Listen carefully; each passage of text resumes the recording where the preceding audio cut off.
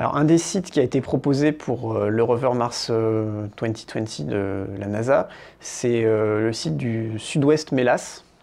Alors, Mélas, c'est un grand fossé d'effondrement qui se trouve dans ce qu'on appelle le Grand Canyon martien, Valles Marineris. Donc, c'est une petite zone en fait qui se trouve sur l'un des flancs de ce grand fossé. Et donc c'est une petite zone qui est entourée de roches à un peu plus haute altitude, et donc ça fait un bassin dans lequel il y a eu à un moment donné un lac. Il y a même eu un lac qui a été à plusieurs niveaux, donc on voit les traces de l'ancienne ligne de côte au bord du lac à plusieurs altitudes. Et puis dans ce lac, on voit arriver des sédiments qui sont venus des flancs du bassin autour, qui ont apporté des alluvions, et donc il y a des sédiments qui se sont déposés et qui donc enregistrent à la fois l'histoire géologique et puis qui ont pu piéger des éventuels êtres vivants martiens ou au moins des molécules d'intérêt biologique. Donc ce site aurait pu être intéressant pour ça.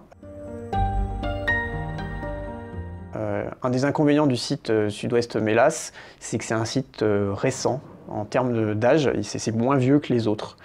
Et en fait, il est assez anormal par rapport à la période où il s'est formé sur Mars. Et donc on se demande s'il est vraiment représentatif de à quoi ressemblait la planète Mars à cette époque. C'est peut-être quelque chose qui n'a pas duré longtemps. Peut-être que déjà à cette époque, s'il y a un jour eu de la vie sur Mars, elle avait un peu disparu de la surface. Et donc finalement, ça serait moins possible d'y trouver des traces de vie. Un autre problème du site Mélas, c'est qu'il n'y a pas vraiment de roches primitives qu'on pourrait dater. Et un des objectifs de la mission Mars 2020, c'est de ramener un échantillon qu'on peut dater avec précision pour mieux contraindre l'histoire de la planète Mars dans le temps. Et donc ça manque sur ce site.